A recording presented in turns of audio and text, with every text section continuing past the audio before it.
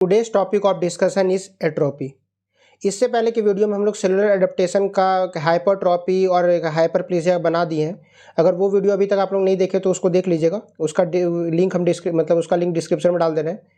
अब तो एट्रोपी में जो हम लोग पढ़ने वाले हैं, तो एट्रोपी में सबसे पहले हम लोग डेफिनेशन देखेंगे। डेफिनेशन के बाद टाइप्स ऑफ एट्रोपी देखेंगे, basically physiologic and pathologic atrophy, and उसके बाद मैकेनिज्म ऑफ एट्रोपी के बेसिकली एट्रोपी होता क्यों है।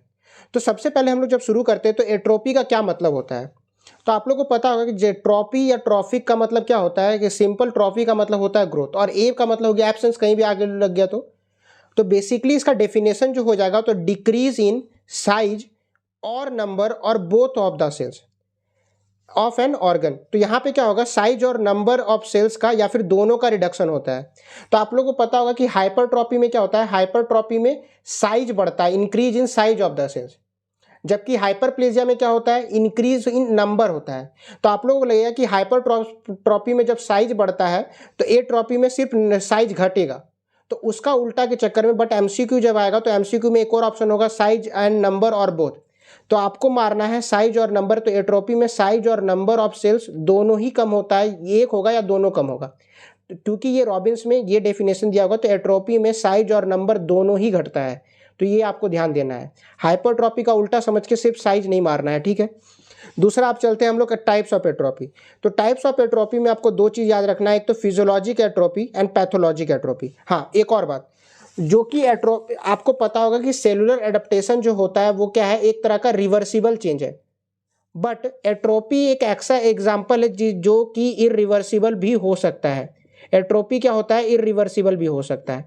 तो एट्रोपी जो होता है एक तरह का एक्सेप्शन है सेलुलर एडेप्टेशन में, जो कि इरिवर्सिबल हो सकता है। तो एट्रोपी क्या है, एक ऐसा है जो जिसमें आपको कुछ एग्जाम्पल्स मिल जाते हैं जो इरिवर्सिबल होते हैं। जैसे कि आपको पता होगा कि जो ओल्ड एज बच्चों में जो होता है, बच्चों में आपका जो थाइमस होता है वो क्या होता है, बड़ा होता है। बट जैसे जैसे एक इंडिविजुअल आपका एज होता है, जैसे टीनेज, एडल्टहुड और ओल्डर एज, तो उसमें थाइमस का साइज डिक्रीज करते जाता है, मतलब एट्रोपी ऑफ थाइमस। तो जो एट्रोपी ऑफ थाइमस जो होता है एक तरह का इरिवर्सिबल प्रोसेस है। तो ये हो गया सेलुलर एडेप्टेशन का एक एक्सेप्शन जो कि इरिवर्सिबल है। उसी तरह आप लोग फिजियोलॉजिक एट्रोपी में आप लोग पढ़िएगा कि एम्ब्रियोनिक स्ट्रक्चर। तो फीटल डेवलपमेंट के दौरान जो नोटोकॉर्ड और थायरोग्लोसल डक्ट का क्या होता है, जो रिडक्शन इन साइज एट्रोपी होता है, तो ये भी जो होता है ये भी तो इरिवर्सिबल है। ऐसा तो नहीं है कि नोटोकॉर्ड और थायरोग्लोसल डक्ट फीटल डेवलपमेंट के दौरान फिर से रीग्रो कर जाएगा। तो ये जो होता है एक तरह का इरिवर्सिबल चेंज है, ठीक है। अब आता है हम लोग नेक्स्ट फिजियोलॉजिक एट्रोपी का एक एग्जाम्पल जो हो जाएगा, तो डिक्रीज इन साइज और यूटेरस, कि प्रेगनेंसी के दौरान यूटेरस का साइज क्या होता है, बड़ा होता है, बट आफ्टर डिलीवरी यूटेरस का साइज फिर से नॉर्मल हो जाएगा। तो decrease in size of uterus after parturition, parturition मतलब डिलीवरी के बाद जो यूटेरस का साइज फिर से नॉर्मल होता है, उसको वो भी एक फिजियोलॉजिक एट्रोपी का ही एग्जाम्पल है। अब हम लोग फिजियोलॉजिक एट्रोपी के बाद पैथोलॉजिक एट्रोपी देख लेते हैं। तो पैथोलॉजिक एट्रोपी में सबसे पहले आपको पढ़ना है disuse atrophy.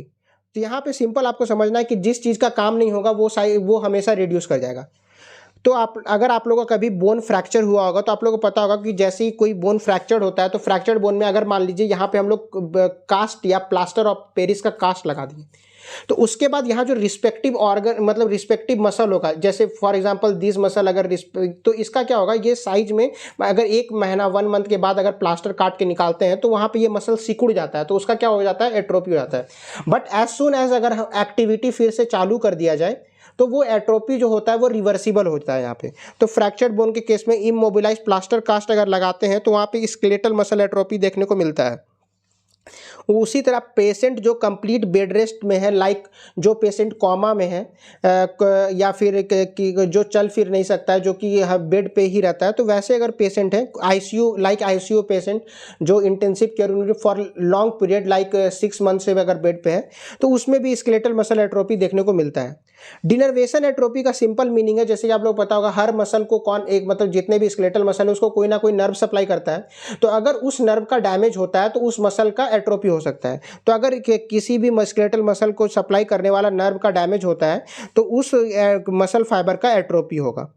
Diminish blood supply की वजह से भी अगर ब्लड सप्लाई किसी का रिड्यूस हो रहा है तो वहाँ भी एट्रोपी देखने को मिल सकता है। For example in late adult life like elderly people में, मतलब एल्डरली पीपल जैसे कि आप लोग एल्डरली पीपल में क्या होता है, एथेरोस्क्लेरोसिस की वजह से सेरेब्रोवैस्कुलर डिजीज, जिसमें जो ब्रेन को जो ब्लड वेसल सप्लाई करते हैं, उसमें एथेरोस्क्लेरोसिस की वजह से ब्लड सप्लाई ब्रेन का कम हो जाता है। तो अगर ब्रेन को ब्लड सप्लाई कम होगा एल्डरली पीपल में, तो उनमें ब्रेन का एट्रोपी देखने को मिलता है, जिसको कि हम लोग सेनाइल एट्रोपी बोलते हैं। तो ये जो डायग्राम है ये रॉबिन्स में आपको मिल जाएगा। तो यहाँ पे आप देख सकते हैं कि ये नॉर्मल यंग एडल्ट का ब्रेन है, जिसमें कि देख सकते हैं कि ये जो बीच में आप लोग गायराई एंड सल्काई तो पता होगा, जो ये सब स्ट्रक्चर है, ये सब जो ब्रेन का पार्ट्स है, इसको गायराई बोलते हैं। और जो ये डिप्रेशन है बीच में भी जो आपको गड्ढा दिख रहा है, गड्ढा बोलिए या डिप्रेशन जो है, उसको हम लोग सल्काई बोलते हैं। तो आपको गायराई और सल्काई का तो कॉन्सेप्ट पता होगा। तो ये जो एलिवेशन पार्ट है उसको क्या बोलेंगे हम लोग, गायराई बोलते हैं, और जो डिप्रेशन है उसको सल्काई बोलते हैं। ये नॉर्मल यंग एडल्ट का ब्रेन है। उसी तरह ये जो है एक ओल्डर इंडिविजुअल, एल्डरली का एक ये जो है ये ओल्ड इंडिविजुअल का ब्रेन है। तो यहाँ पे आप देख सकते हैं कि गायराई जो होता है, गायराई का यहाँ देख सकते हैं क्या हो गया, ये एट्रोपी हो गया, मतलब सिकुड़ गया है। ये क्या हो गया, सिकुड़ गया गायराई।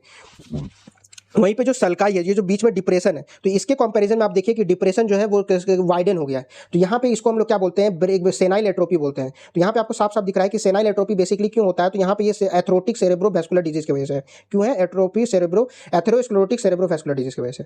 तो ये एक जो सेनाइल एट्रोपी है, एक मतलब कि एट्रोपी का आपका एग्जाम्पल हो जाएगा। अब देख लेते हैं नेक्स्ट पैथोलॉजिक एट्रोपी का नेक्स्ट एग्जाम्पल जो हो जाएगा आपका, वो है इनएडिक्वेट न्यूट्रिशन। तो इनएडिक्वेट न्यूट्रिशन में आपको देखना है, ये तो आप लोग बायोकेमिस्ट्री में पढ़े होंगे कि प्रोटीन एनर्जी मेल न्यूट्रिशन या प्रोटीन कैलोरी मेल न्यूट्रिशन का एक मोस्ट इंपॉर्टेंट एग्जांपल हो जाता है आपका मैरेस्मस। तो मैरेस्मस में क्या होता है, बेसिकली वहाँ पे प्रोटीन डेफिशिएंसी होता है। तो क्या होगा, तो बॉडी जो होता है वो खुद का ही प्रोटीन को यूटिलाइज करने लगेगा। खुद का प्रोटीन मीन्स जो स्केलेटल मसल्स में जो प्रोटीन स्टोर होता है, बेसिकली जो मसल्स होते हैं प्रोटीन से बने हुए रहते हैं। तो जो मसल्स का जो प्रोटीन है वो ही बॉडी यूज करने लगेगा।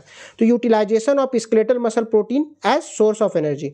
तो अगर बॉडी खुद का ही मसल को अगर यूटिलाइज करने लगेगा, खाना शुरू कर देगा, तो होगा क्या, तो ये मसल का वेस्टिंग होगा। तो क्या होगा, मसल वेस्टिंग होगा और उसका एट्रोपी होगा। उसी तरह प्रेशर एट्रोपी में क्या होता है, लाइक कि प्रेशर एट्रोपी में मान लीजिए कि ब्रेन में एक ट्यूमर ग्रो कर रहा है, मे बी वो बिनाइन हो सकता है, मैलिग्नेंट हो सकता है। तो उस ट्यूमर की वजह से जो सराउंडिंग टिश्यू है, उसके आसपास के जो टिश्यू है, तो जैसे एक ब्रेन में कोई छोटा सा ट्यूमर ग्रो किया, तो उसके आसपास के जो टिश्यू है उसमें क्या होगा, कॉम्प्रेशन होगा, ठीक है, वो सराउंडिंग टिश्यू कॉम्प्रेस करेगा। तो सराउंडिंग टिश्यू का क्या होगा, एट्रोपी होगा। तो एनलार्जिंग बिनाइन ट्यूमर जो होता है कॉम्प्रेशन ऑफ सराउंडिंग टिश्यू कर सकता है। मैकेनिज्म ऑफ एट्रोपी में आपको सिंपल याद रखना है कि जो एट्रोपी होगा वो बेसिकली या तो प्रोटीन का सिंथेसिस कम हो, मतलब प्रोटीन कम बने, या फिर प्रोटीन का डिग्रेडेशन ज़्यादा हो। तो प्रोटीन या फिर कम बन रहा है या फिर प्रोटीन ज़्यादा डिग्रेडेशन हो रहा है, तो दोनों ही में एट्रोपी होता है। तो जो प्रोटीन सिंथेसिस रेड्यूस किस वजह से हो सकता है, तो प्रोटीन सिंथेसिस कम बनेगा because of reduce trophic signal. Trophic means growth signal. तो अगर ग्रोथ सिग्नल कम आ रहा है, मतलब स्टिमुलेशन ऑफ ग्रोथ रिसेप्टर अगर कम हो रहा है, तो उसके वजह से तुम्हारा प्रोटीन सिंथेसिस कम होता है। एंड ऑल्सो आपको याद रखना है कि जो प्रोटीन डिग्रेडेशन होगा वो यूबीक्यूटिन प्रोटियासोम पाथवे से होता है। और यूबीक्यूटिन प्रोटियासोम पाथवे आई थिंक कि आप लोग बायोकेमिस्ट्री में पढ़े होंगे। अगर नहीं पढ़े हो तो बेसिक रिव्यू यहीं पे हम दे देते हैं कि यूबीक्यूटिन जो होता है एक तरह का स्मॉल पेप्टाइड होता है, और प्रोटियासोम जो होता है वो कि प्रोटीन को डिग्रेड, एक एंजाइम है जो कि मतलब कि ये प्रोटीन को डिग्रेड करता है, प्रोटीन को डिस्ट्रॉय करता है।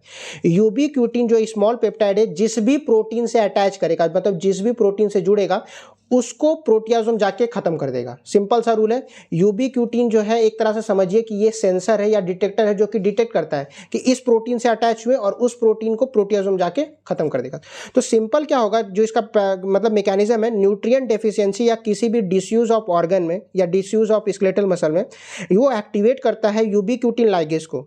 यूबीक्यूटिन लाइगेज की वजह से जो होता है ये अटैच करता है, ये जो एंजाइम है अटैच करता है यूबीक्यूटिन, जो कि स्मॉल पेप्टाइड है, किससे, सेलुलर प्रोटीन से। अब यूबीक्यूटिन जिस भी प्रोटीन से अटैच होगा उसको प्रोटियासोम जाके डिस्ट्रॉय कर देगा। तो ये बेसिक मैकेनिज्म है यूबीक्यूटिन प्रोटियासोम पाथवे, जैसे कि प्रोटीन डिग्रेडेशन होता है। एंड इंक्रीज्ड ऑटोफेजी की वजह से भी होता है। तो इंक्रीज्ड ऑटोफेजी में आपका बेसिकली क्या होता है, इंक्रीज्ड ऑटोफेजी में आपको देखने को मिलेगा कि यहाँ पे ऑटोफेजिक वैक्यूल्स देखने को मिलता है, ऑटोफेजी वैक्यूल्स देखने को मिलता है। और किसी किसी केस में यहाँ पे स्मॉल डेब्रिस, मतलब सेल डेब्रिस बच भी जाता है। और ये सेल डेब्रिस जो होता है, जिसको हम लोग बाद में रेसिडुअल बॉडीज बोल देते हैं, रेसिडुअल बॉडीज़ में आपको जो मोस्ट कॉमन एग्जाम्पल जो आपको याद रखना है उसमें हो जाएगा आपका लाइपोफ्यूसिन ग्रैन्यूल्स बोलते हैं, उसको क्या बोलते हैं? लाइपोफ्यूसिन ग्रैन्यूल्स, लाइपोफ्यूसिन ग्रैन्यूल्स बोलते हैं, ठीक है। तो यहाँ पे आपको याद रखना है कि जो तो 3 मैकेनिज्म हो गया, protein synthesis, decrease protein synthesis, increase degradation of protein and increase autophagy, ठीक है। तो इसी के साथ और एट्रोपी यहाँ पे खत्म होता है। If you have any query regarding this topic you feel free to ask in the comment section. अगर आपको लग रहा है कि किसी पर्टिकुलर टॉपिक पे हमें वीडियो बनाना चाहिए तो उस टॉपिक को आप कमेंट कर सकते हैं। We will try to make video on that topic. Thank you, have a nice day.